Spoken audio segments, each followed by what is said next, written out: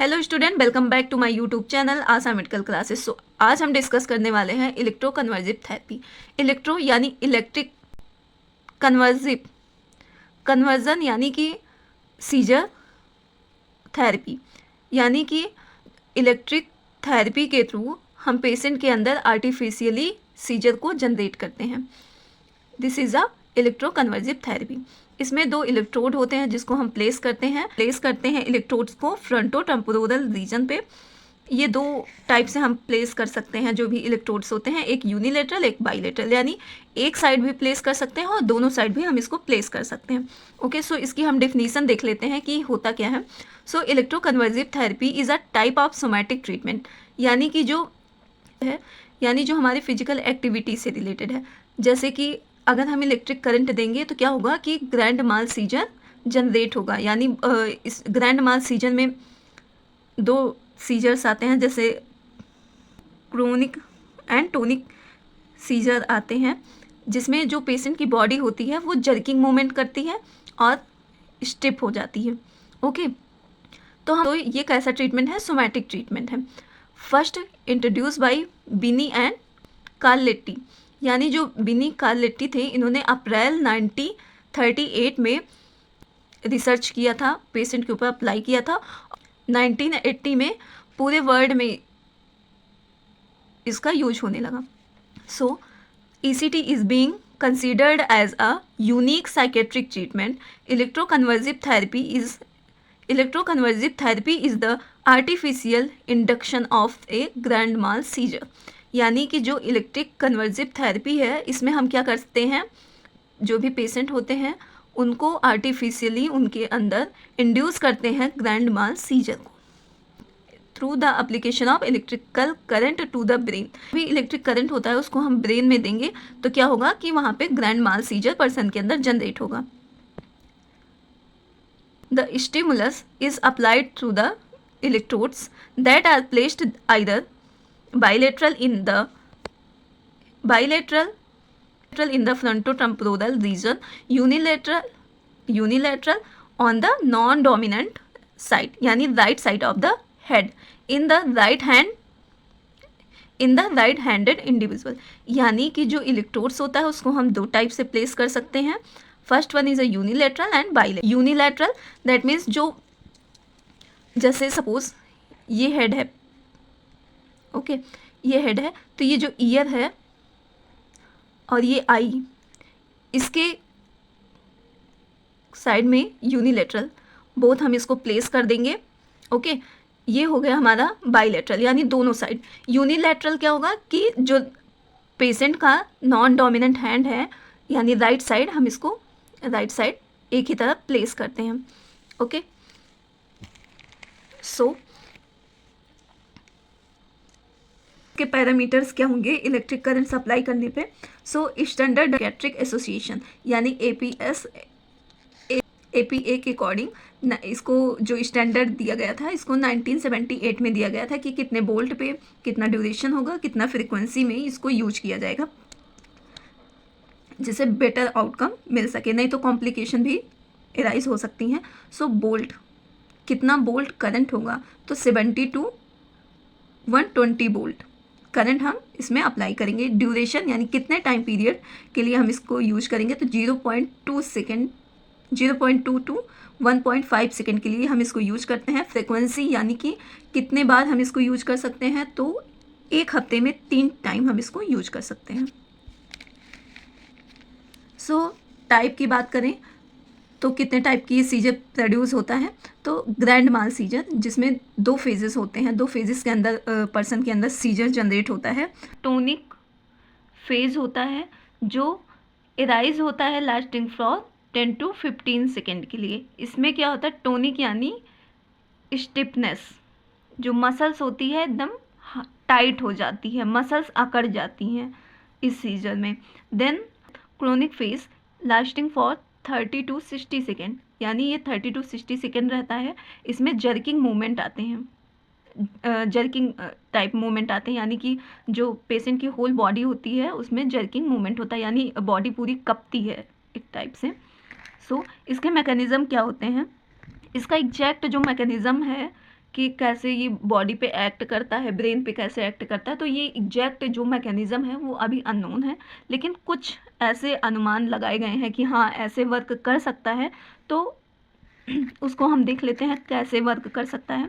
So the exact mechanism of action is not known, यानी कि जो इसका एग्जैक्ट मैकेनिज़्म ऑफ एक्शन है वो पता नहीं है, लेकिन one hypothesis states that ECT possibly affected the catecholamine pathway between diencephalon and lymphic system affected hypothalamus। यानी जो इसका एग्जैक्ट कॉज है वो अननोन है, लेकिन जो हाइपोथेसिस की कंडीशन होती है उसमें जो कैटाकोलामाइन होता है वो पाथवे अफेक्ट होता है। कैटाकोलामाइन कहाँ प्रेजेंट होता है? जो कैटाकोलामाइन होता है वो कहाँ प्रेजेंट होता है, किसके बीच में? जो इंसेफेलॉन है और लिम्फिक सिस्टम है उसके बीच में ये प्रेजेंट होता है, जो हाइपोथैलेमस को अफेक्ट करता है। ओके, सो इसके टाइप क्या होंगे ईसीटी के? ये दो टाइप का होता है, डायरेक्ट, इनडायरेक्ट। डायरेक्ट यानी इसमें क्या होता है, जो भी एनेस्थीसिया होता है और रिलैक्सेंट जो दिया जाता है ड्रग्स, इसमें हम प्रोवाइड नहीं करते हैं पेशेंट को। इनडायरेक्टली यानी इसमें हम जो भी मस्कुलर रिलैक्सेशन है या एनेस्थीसिया है, जनरल एनेस्थीसिया, उसको हम प्रोवाइड करते हैं पेशेंट को। ओके, डायरेक्ट जो ईसीटी इसको अब नहीं देते हैं हम। जो इनडायरेक्ट है ये मोस्ट कॉमन यूज किया जाता है, इसको अब नहीं यूज किया जाता, यूज में नहीं है डायरेक्ट ईसीटी। देन फ्रिक्वेंसी क्या है? फ्रिक्वेंसी वही कि एक हफ्ते में हम 3 बार दे सकते हैं ईसीटी। कितने नंबर होते हैं, हम टोटल एक पर्सन को कितनी बार ईसीटी दे सकते हैं? तो 6 to 10 up to 25 may be preferred as to 6 to 10 ECT हम दे सकते हैं, लेकिन जो मैक्सिमम है वो 25 ईसीटी से ज़्यादा हम प्रेफर नहीं करते हैं। सो अप्लाई कैसे करते हैं इलेक्ट्रोड्स को? तो ये हम दो तरीके से अप्लाई कर सकते हैं, यूनिलेटरल एंड बाईलेटरल। यूनिलेटरल यानी कि जो फ्रंटोटेम्पोरल रीजन पे हम इसको अप्लाई करते हैं बोथ साइड। देन जो यूनिलेटरल होता है उसको हम एक ही साइड अप्लाई करते हैं, नॉन डोमिनेंट हैंड साइड होता है, नॉन डोमिनेंट हेड की तरफ हम इसको अप्लाई करते हैं। सो देख लेते हैं बाईलेटरल ईसीटी क्या है।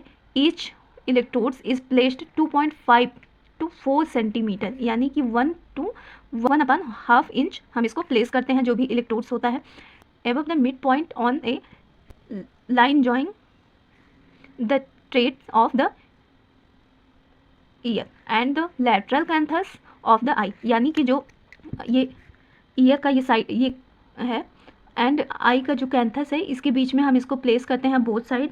देन जो यूनिलेटरल होता है उसको हम प्लेस 2.5 to 4 सेंटीमीटर प्लेस करते हैं नॉन डोमिनेंट हेड पे। Okay, so usually non dominant side हम इसको प्लेस करते हैं। देन साइड इफ़ेक्ट ज़्यादा प्रोड्यूस करता है और इसके यूज करने से ज़्यादातर मेमोरी इम्पेयर्ड होने के चांसेस हो सकते हैं। सो बाईलेटरल ही ईसीटी यूज किया जाता है। देन क्योंकि जो यूनिलेटरल है इसके साइड इफ़ेक्ट भी देखने को मिल सकते हैं, आगे जाके पेशेंट का जो मेमोरी है वो इम्पेयर्ड हो सकता है। सो इंडिकेशन में हम कब कब दे सकते हैं जो ईसीटी होता है? तो अगर पेशेंट को मेजर डिप्रेशन है, सीवियर कैटाटोनिक यानी मूवमेंट डिसऑर्डर है, या सीवियर साइकोसिस है जैसे सीजोफ्रेनिया, मैनिया, इन सब कंडीशन में, organic mental disorder, delirium, dementia, इन सब कंडीशन में हम दे सकते हैं। कॉन्ट्रा इंडिकेशन यानी हम कब कब ईसीटी नहीं यूज कर सकते हैं? तो एब्सोल्यूट यानी हम बिल्कुल भी नहीं दे सकते हैं। रेज्ड इंट्राक्रेनियल प्रेशर यानी अगर इंट्राक्रेनियल प्रेशर पेशेंट में इंक्रीज़ है तो हम बिल्कुल भी नहीं दे सकते हैं ईसीटी, नहीं देंगे, नहीं तो कॉम्प्लिकेशन के बहुत सारे चांसेस होंगे, मे बी मेमोरी इम्पेयरमेंट हो सकता है, डेथ भी हो सकती है। सो रिलेटिव यानी कि हम सेरेब्रल एनरिज्म यानी अगर सेरेब्रल एनरिज्म है, हेमरेज है ब्रेन में, और ट्यूमर है, मायोकार्डियल इन्फ्रक्शन है, कंजेस्टिव हार्ट फेलियर है, कंजेस्टिव हार्ट फेलियर है, रेटिनल डिटैचमेंट है, निमोनिया है, तो इन सब कंडीशन में हम बहुत ही रेयर वैसे अगर हम देंगे तो कॉम्प्लिकेशन हो सकते हैं, लेकिन इसमें हम रिलेटिव्स में बहुत ही रेयर हम देते हैं ईसीटी, बाकी इसका यूज नहीं करते हैं। देन इसके कॉम्प्लिकेशन क्या हो सकते हैं? Life threatening complication of ECT are rare. ECT does not cause any brain damage. अगर हम ECT यूज़ करते हैं तो कोई भी ब्रेन डैमेज होने के चांसेस नहीं होते हैं। Fracture can some time occur in elderly patient with osteoporosis, यानी सम टाइम जो भी ब्रेन डैमेज होने के, फ्रैक्चर होने के चांसेस होंगे जब अगर पेशेंट को ऑस्टियोपोरोसिस है तब। Then in patient with a history of heart disease, dysrhythmias and respiratory arrest में अकर, यानी कुछ टाइम अगर पेशेंट को हिस्ट्री है हार्ट डिजीज़ की या डिसरिथमियास, रिस्पायरेटरी अरेस्ट, इन सब कंडीशन में मे भी कॉम्प्लिकेशन अराइज हो सकते हैं। देन साइड इफेक्ट क्या होगा? मेमोरी इम्पेयरमेंट हो सकता है, ड्राउजीनेस हो सकता है, confusion, restlessness, potion, tongue bite and incontinence. ये सारी कंडीशन हम ड्यूरिंग ECT देख सकते हैं पेशेंट के अंदर साइड इफेक्ट में। देन नेक्स्ट वीडियो में हम डिस्कस करेंगे रोल ऑफ नर्स। हमने क्या देखा, ECT होता क्या है एंड कितने ड्यूरेशन में, कितने वोल्ट फ्रिक्वेंसी में दिया जाता है, कितने टाइप के होते हैं, mechanism of action and type ECT। Then कैसे अप्लाई कर सकते हैं, unilateral, bilateral, complication, side effect. Okay, so next video में हम डिस्कस करेंगे role of nurse. Okay, thank you for watching this video.